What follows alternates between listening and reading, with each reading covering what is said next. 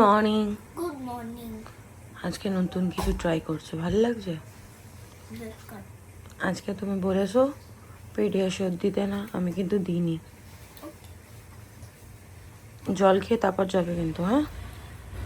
ভারী, প্রচন্ড ভারী। না, আজকে বিস্কিট খেয়েছো। টাটা। সব নিয়ে যাস প্রতিদিন। সাবধানে।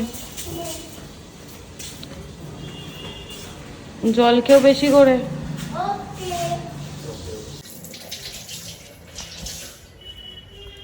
না, গুড মর্নিং। Good morning. এত দিন একটু কমিয়ে দাও। অনেক করেছো, খেয়ে কমপ্লিট করো। গুড মর্নিং, সুপ্রভাত, ওয়েলকাম টু আওয়ার চ্যানেল। আশা করি তোমরা খুব ভালো আছো, আমিও খুব ভালো আছি। ঘড়ির কাটার সময় হচ্ছে এখন 10টা 25। এতক্ষণ শুয়ে শুয়ে ফোন ঘাটছিলাম, তারপর ভাবলাম ব্লগটা শুরু করি। তোমাদের সঙ্গে তো কথা বলিনি, আমি ভুলেই গেছিলাম। তারপর যাব মানে কাজ করব, রান্নাঘরে কাজ রয়েছে, রান্নাঘরে কাজ করতে হবে, ফ্যানটা পরিষ্কার করবো, এই ঘরের ফ্যানটাও করতে হবে, ওই ঘরের ফ্যানটা পরিষ্কার করবো। শুয়েছিলাম, মনে হচ্ছিলো যেন ঘুমিয়ে পড়ি, চোখ বুজে আসছে। তারপর মনে পড়লো যে না, আজকে তোমার বিকালে বেরোনোর আছে, তাড়াতাড়ি করে সমস্ত কাজ কমপ্লিট করতে হবে। আর আজকে থেকে সিনটির নতুন ম্যাম আসার কথা ছিল, তো ফোন করে বলে দিলাম যে 9 তারিখ থেকে আসতে, কারণ আজকে 2 তারিখ, আবার 9 তারিখ হচ্ছে সোমবার, তো সোমবার করেই আসবে। আর আজকে তোর পড়ানোর ম্যাম আসার নেই, তো ছুটি আজকে। আমার সিনটিটা ঘরে নেই, ঘন্টুটাও ঘরে নেই, কেমন ফাঁকা ফাঁকা লাগছে, ভালো লাগছে না। ঘন্টুকে এখন আর আনবে না, কালকে কালকে আনবে, নাহলে আজকে রাতে নিয়ে আসবে। যদি আজকে রাতে তাড়াতাড়ি চলে আসে, 11টার মধ্যে যদিও হবে না, 12টা 12:30 বাজবে। যদি চলে আসি তাহলে পরে ওকে নিয়ে আসবো, আর যদি লেট হয়ে যায় আরও, তাহলে পরে ওকে কালকেই আনবো, মানে স্নান টান করাতে হবে। আমার না প্রচণ্ড ঘুম পাচ্ছে, কেন জানি না, খুব ঘুম পাচ্ছে। সকাল থেকে উঠে আজকে শরীরটা ঠিকঠাক জুতের লাগছে না। আমি দেখেছি রবিবার দিন সমস্ত প্ল্যান যা যা করা হয়ে যাওয়ার পর সোমবার দিনটা আমার জন্য ছুটির আমেজটা না কাটেই না, কিছু করতে ইচ্ছা করে না, সকালবেলা ঘুম থেকে উঠতে ইচ্ছা করছিল না। তাহলে না, আজকে সপ্তাহের প্রথম দিন, সিনটিকে স্কুল পাঠাতেই হবে। আর কদিন পরেই ওর এক্সাম, তো সেই কারণে ওকে স্কুল যেতে হবে। কি ভালো লাগছে। আমাদের ওই বড় গোল্ডিটা মারা গেছে, ও ডিম দিতে পারেনি। তো ওই যেখান থেকে মাছ কিনি, সেই দাদাকে ডেকেছিলাম। তোমাদের সঙ্গে এখন অনেক কিছু শেয়ার করতে আমি ভুলে যাই। তো সেই দাদা এসেছিল, ও মানে এক জায়গায় স্থির হয়ে থাকছিল, তো আমি ভাবলাম হয়তো শরীর খারাপ। তারপর তো দাদাকে ফোন করা হয়েছিল, বলেছিল যে ডিম দেবে, সেই জন্য তোমাদেরকে বলেছিল যে ও ডিম দেবে, সেই কারণে ওরকম করছে। সারা ঘর ঘুরছি, কেন ঘুরছি জানি না। তো আর বাঁচাতে পারিনি, মারা গেছে। এখন 3টে রয়েছে, 3টেই থাকবে। যদি কিছু হয় তাহলে পরে এখন আর আনবো না, ঘুরে আসবো তারপর আনবো। সোফা কভার আর আমার নাইটিটা পুরো সেম সেম হয়ে গেছে। এই কভারটা না নতুন থাকা অবস্থায় ওই জায়গাটা একটুখানি ড্যামেজ হয়ে গেছে, কী করে হয়েছে জানি না। সকাল থেকে কিন্তু অনেকগুলো কাজ আমি কমপ্লিট করেছি। কালকে রাত্রেবেলা ডিশওয়াশারটা চালানো হয়েছিল, সেই জামা কাপড় বলছি, দেখো বাসনপত্রগুলো গোছানোর আছে, সেগুলো গুছাতে হবে, বের করে রেখেছি। ওয়াশিং মেশিন চালিয়েছিলাম, সেটার কী যেন ছিল, জামা কাপড় ছিল, সেগুলো জামা কাপড় ছিল না, পাপোশগুলো কাচা হয়েছে, সেগুলো মেলে দিয়ে এসছি। মানে টুকটাক কাজকর্ম করেছি, এমন নয় যে কিছুই করিনি। তারপর মার টিফিন, নতুনও টিফিন, এগুলো সব গুছিয়ে দিয়েছি। ঠাকুরের মালাটা শুকিয়ে গেছে, এটা ফেলতে হবে। আমার জগন্নাথটা খুব ভালো লাগছে না দেখতে। আর জানো তো, ইদানিং কদিন ধরে না আমার খুব মনে হচ্ছে, আমি মাকে বলছিলাম যে মা, আমার না খুব গোপাল কিনতে ইচ্ছা করছে, কিন্তু গোপাল আমি এখন আর কিনবো না, জন্মাষ্টমী যেহেতু চলে গেছে। নেক্সট ইয়ার ইচ্ছা আছে একটা গোপাল আনার। আমি প্রথম থেকেই বলেছিলাম, আমার শাশুড়ি মাকেও বলেছিলাম যে তোমার যে গোপাল আছে তুমি মা বাড়িতেই রেখে দেবে, তোমার অবর্তমানে গোপাল পুজো মা বাড়িতেই হবে, আমি কোনো দায়িত্ব নেব না বলেছিলাম। কিন্তু কোথাও গিয়ে আমার ইদানিং যেই মনসা পুজোটা গেছে, তারপর থেকেই আমার কোথাও যেন মনে হচ্ছে একটা গোপাল আনবো। তো মা বললো যদি মন চায় তাহলে নিয়ে আসবি। আছে না, এখন ইচ্ছে হলেও এখন আনবো না, একবারে নেক্সট ইয়ার জন্মাষ্টমীতে নিয়ে আসার প্ল্যান আছে। আমি গোপাল পুজো ঠাকুর দেখো সব দেবদেবতাই আমার কাছে সমান। আমি ছোট থেকে মনসা ঠাকুর পুজো করেছি, তারপর বিয়ের পর অতনু ঘরে গণেশ নিয়ে এসছে, আর মা লক্ষ্মী তো সবার ঘরেই বিরাজমান। ঘরে স্ত্রী কন্যা সবাই লক্ষ্মীর সমান, তো সেই কারণে লক্ষ্মী ঠাকুর পুজো তো হয়ই প্রত্যেকটা ঘরে। আমারও ইচ্ছা ছিল যে আস্তে আস্তে সমস্ত ঠাকুরগুলো পাথরের করব। হঠাৎ করে আমার মনে হলো না, আমার বাড়িতে এবার একটা লাড্ডু গোপাল আনতে হবে। দেখি যদি ভগবান চায়, আমার ইচ্ছে হলে তো হবে না, তারও ইচ্ছা হতে হবে। যদি চায় তো নেক্সট ইয়ার জন্মাষ্টমীতে লাড্ডু গোপাল নিশ্চয়ই আনবো। তো চলো, অনেক বকবক করলাম, আর বাজে বকবক না করে ব্লগটা শুরু করি। তোমরা দেখতে থাকো আর সঙ্গে থাকো। ব্যাস রান্নাঘরে চলেই আসলাম, এবার কাজকর্ম শুরু করব। সেরকম কিছু নেই, সিঙ্কে 2-1টা বাসন রয়েছে, এটা পরিষ্কার করব। জলের বোতল 2-1টা খালি আছে, ওটা ভরবো। তো চলো তোমাদের সঙ্গে লাঞ্চটা শেয়ার করে দিই। আর লাঞ্চ শেয়ার করার আগে একটা কথা বলিনি, এই মাছটা আমাদের বাড়িতে বহু যুগ পর, আমি বেলঘুরে যত বছর এসেছি তত বছর খাওয়া হয়নি, এই প্রথমবার আমি খাবো। বিয়ের আগে যখন রিসরায় থাকতাম তখন এই মাছটা আমরা খেতাম, আমি খুব ভালো খেতাম কি এখনও খাই। এখন অতনুকে বললেও আনে না, কারণ বাজারে আমাদের পাওয়াই যায় না। তো দিদিকে বলেছিলাম যদি দিদি পায় কখনো তাহলে আমার জন্য যেন নিয়ে আসে। ভিডিওটা কেটে গেল, যাই হোক, দিদিকে বলেছিলাম যে দিদি যদি কখনো বাজারে পায় আমার জন্য যেন মাছটা নিয়ে আসে। তো দিদি নিয়ে এসছে, ছুটি করলো তার আগেই নিয়ে এসেছিলো। তো 500 থেকে 600 মনে হয় মাছ ছিল। তো দিদিকে একটু দিলাম, মাকে একটু পাঠালাম। মাছটার নাম হচ্ছে শাটিং মাছ, শাটিং না শাইটিং এরকম কিছু একটা হবে, জানি না, অন্য কোনো নামও হতে পারে, আমি ঠিক জানি না। কিন্তু মাছটার ওপরে রান্না করে শক্ত কাটা থাকে, সেটা সরিয়ে তারপর খেতে হয়। আমার দারুণ লাগে, মাছটার কোনো কাটা নেই, একটাই কাটা, আর ওই শক্ত মতো ওই খোলসের মতো ওটা সরিয়ে দিলে পরে আর কোনো কাটা নেই।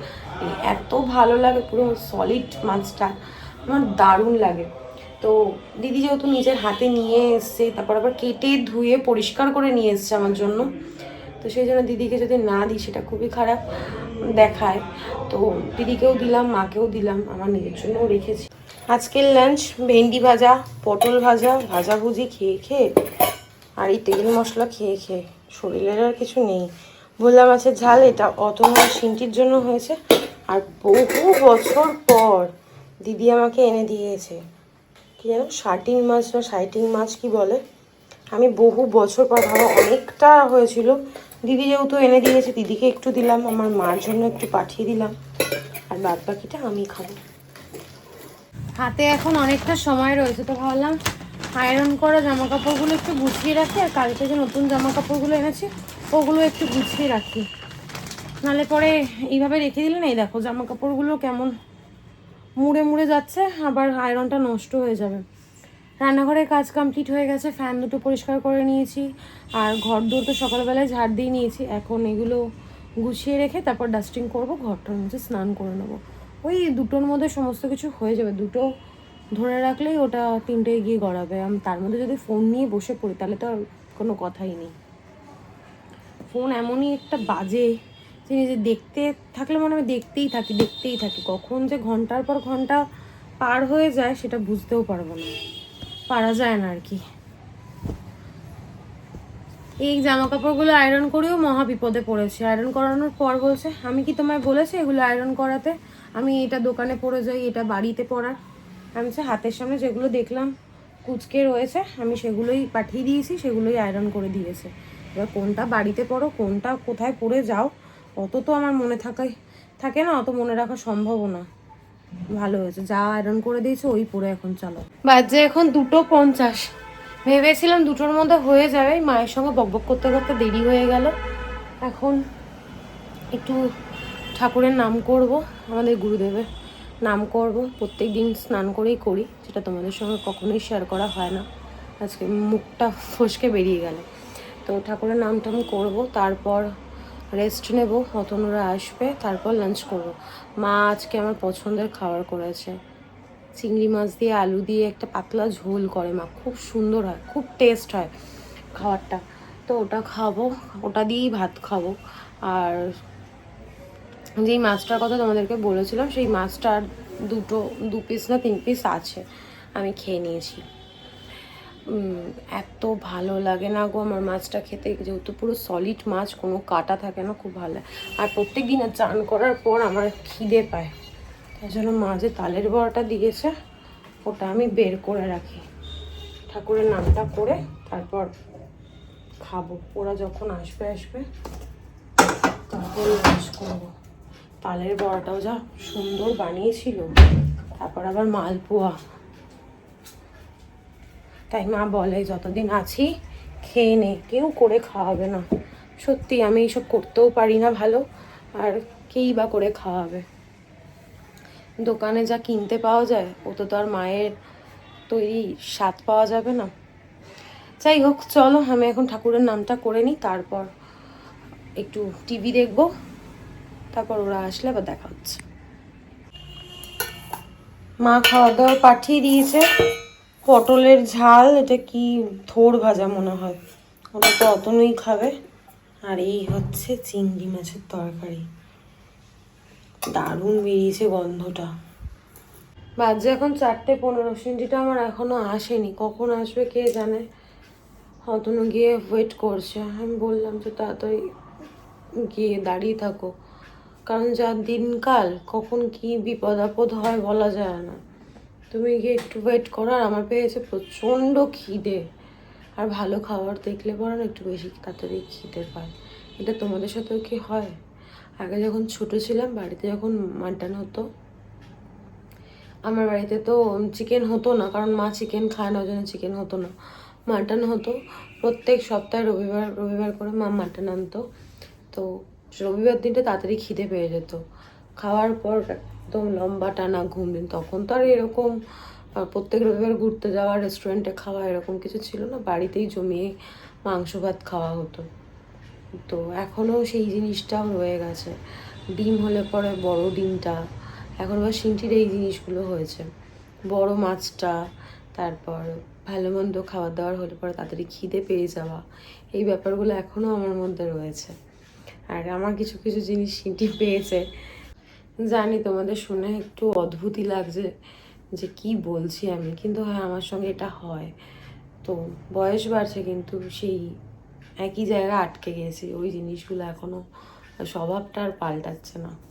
মেয়েটা কখন আসবে কে জানে। পেয়েছে ঘুমও পেয়েছে, খিদেও পেয়েছে, এবার খালি পেটে তো ঘুম আসবে না, ওই জন্য খাওয়া দাওয়া করেই ঘুমোবো। আমিও শুনবো। জল খেয়েছো?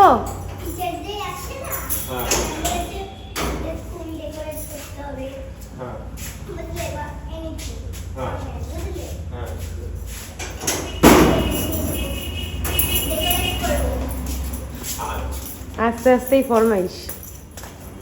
গুড ইভিনিং, বাজে এখন 6:40, 7টার সময় আমাদের বেরোনোর কথা। আর ঘুমিয়ে দেখো চোখ মুখ পুরো ফুলিয়ে ফেলেছি। এখন তাড়াতাড়ি ফ্রেশ হয়ে রেডি হয়ে নিই, সিন্টি এখনও ঘুমোচ্ছে, তো ভালো তোমাদের সাথে কথা বলে নিই, তারপর বাথরুম যাবো, ফ্রেশ ট্রেশ হবো, সন্ধে দেবো, তারপর বেরোবো।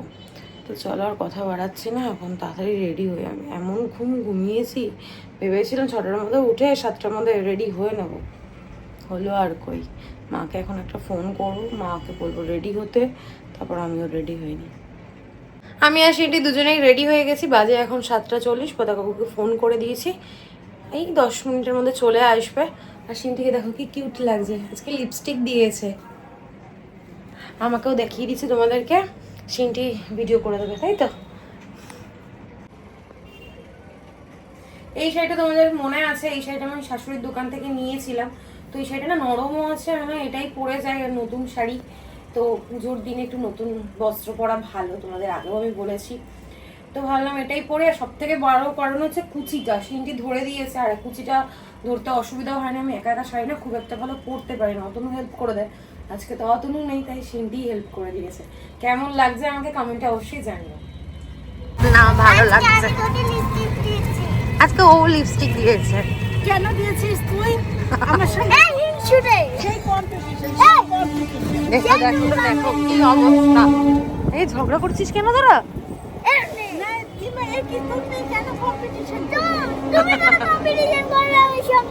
আমি তো লিপস্টিক দিই।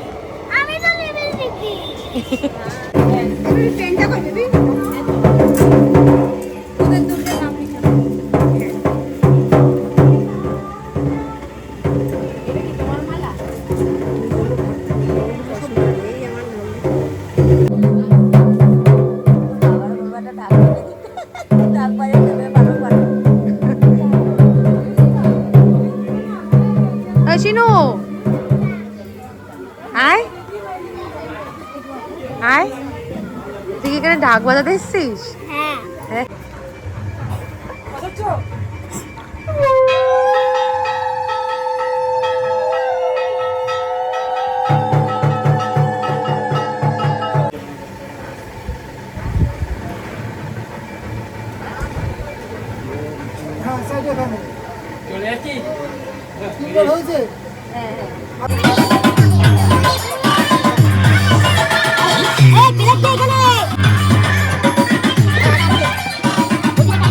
গান চলছিল না, ওই জন্য ব্লগ করতেই পারিনি, কপিরাইট আসবে। খাওয়া দাওয়া সব হয়ে গেছে, অতনু গেছে গাড়ি আনতে, ওই জন্য ওয়েট করছি। এত গরম, এত গরম, দেখতেই পাচ্ছ, ঘেমে নিয়ে স্নান করে গেছি। বাড়ি যাবো, ফ্রেশ হবো, কালকে আবার সেন্টি স্কুল আছে। খাওয়া দাওয়া খুব ভালো হয়েছে, তাই না মা? খাওয়া দাওয়া ভালো, ওরা মানুষও খুব ভালো। এমনি ওরা খুব ভালো, শুধু আমার ননদের গলাটা খুব মিষ্টি, সুরেলা, কোকিল কণ্ঠী গলা, শুধু কানের সামনে একবার চিৎকার করলে চলে এসছে আমাদের গাড়ি নিয়ে। চলো, কোনো কাজকর্ম না করে প্রচন্ড ক্লান্ত লাগছে, ভালো লাগছে না, কি কতক্ষণে সব। এখন গাড়িটা গ্যারেজে রাখবে, তারপর বাইকে করে আবার বাড়ি যাবো। ভালো লাগছে না। কালকে আবার যাওয়ার কথা বলেছিল, এতটা দূর আর যাওয়া সম্ভব নয়। কালকে আমাদের ঠাকুরটা রং করতে আসবে, বুধবার আসার কথা ছিল, ফোন করে বললো কালকে আসবে। তো মিস্ত্রি আসলে, সিনটির আবার স্কুল আছে, তারপর আবার পড়া আছে, পসিবলই না। বুধবার ভাসানে যেতে বলেছে, সেটাও হবে না। আমার বাড়িতে পুজো আছে, তার কাজকর্ম রয়েছে, সেজন্য আর হবে না। আর ওখানে গিয়ে ভিডিও করে কিছু তোমাদের সঙ্গে শেয়ার সেরকম করতে পারিনি, কারণ গান চলছিল, তারপর ফ্যান চলছিল, ওই জন্য আর পারিনি। তো ঢাকের আওয়াজ ছিল, ঢাকের আওয়াজ শুনলেই মনে হয় যেন পুজো পুজো একটা ব্যাপার। যাই হোক, চলো পরে দেখা হচ্ছে বাড়ি। কিছু বলবে না? এখন বাজে 1:15, অনেকটাই রাত হয়ে গেছে। বাড়ি এসে ক্যামেরা অন করেছিলাম কিনা খেয়াল নেই।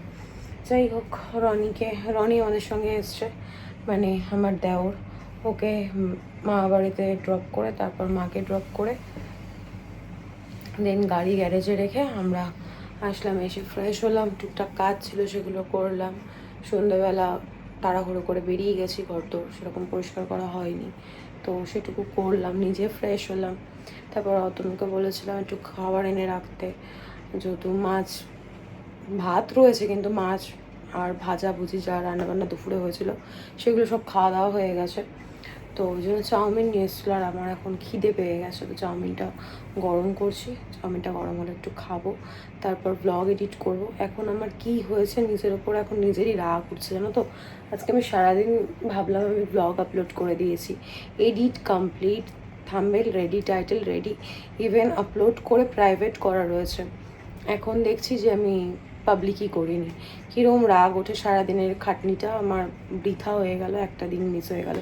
এই কারণে মাইক্রোওভেনের আওয়াজ হচ্ছে। যাই হোক, এই কারণে আমার রোজ এখন ডেলি ব্লগ দেওয়া হচ্ছে না। আমি কি মানে কীরকম মানে নিজের ওপর যে এত রাগ উঠছে না, তোমাদের বলে বোঝাতে পারবো না, কীরকম একটা কাজ করে ফেললাম। যাই হোক, কালকে আপলোড করব, তোমরা দেখো। সবাইকে বলবো না, যারা আমাকে ভালোবাসো, আমার ভিডিওগুলো দেখতে তোমাদের ভালো লাগে, যাদের যাদের ভালো লাগে তারাই শুধু দেখো, আর যাদের ভালো লাগে না তারা স্ক্রিপ্ট করেছো। খুব আনন্দ করেছি, আর পরিবারের সঙ্গে যখনই আমি থাকি বারবার একটা কথাই বলি, আমি ভীষণই আনন্দ করি। আমি বারবারই একটা কথা বলি, পরিবারের সঙ্গে থাকতে আমার ভীষণ ভালো লাগে। আর গল্প করতে করতে ইয়ার্কি মারতে মারতে আমার সময়টা কীভাবে পার হয়ে গেল। আমি পৌঁছেছি প্রায় কটা বাজে, তখন মনে হয় 9টা বাজে, কি 9টা বাজে 10-15 এরকম হবে। তারপর অতনু গেল, খাওয়া দাওয়া করলাম, জাস্ট সবাইকে টাটা করে চলে আসলাম। কালকে বলেছিল যেতে, কিন্তু কালকে যাওয়া সম্ভব নয়, ভাসানেও যাওয়া সম্ভব নয়। কালকে তো বললাম আমার গনসু আর লক্ষ্মীকে রং করতে আসবে, তো পসিবল নয়, পরশু দিনও হবে না। এখন সিনটির এক্সাম সামনে, এখন একটা দিন পড়া মিস মানে অনেকটাই ক্ষতি। এমনিতেও নতুন ম্যাম, ওর একটু ধাতস্থ হতে সময় লাগবে, তার মধ্যে যদি এত ছুটি হয় তাহলে প্রবলেম হয়ে যাবে। যাই হোক, ওরা তো ঘুমিয়ে পড়েছে, আমি এখন খাবো, এডিট করব, তারপর ঘুমোবো। তো চলো আর কন্টিনিউ করছি না, রোজ বক বক না করে আজকের ব্লগটা আমি এখানে এন্ড করছি। আজকের ব্লগে দেখানোর মতো কিছু নেই, বলার মতো কিছু নেই। তোমরা সুস্থ দেখো, ভালো দেখো, কালকে দেখা হচ্ছে না তোর একটা ব্লগের সঙ্গে। আর আজকের ব্লগে যদি কিছু ভালো লেগে থাকে লাইক করে দিও, কমেন্ট করে দিও, শেয়ার করে দিও অ্যান্ড সাবস্ক্রাইব করে দিও। Good night, tata.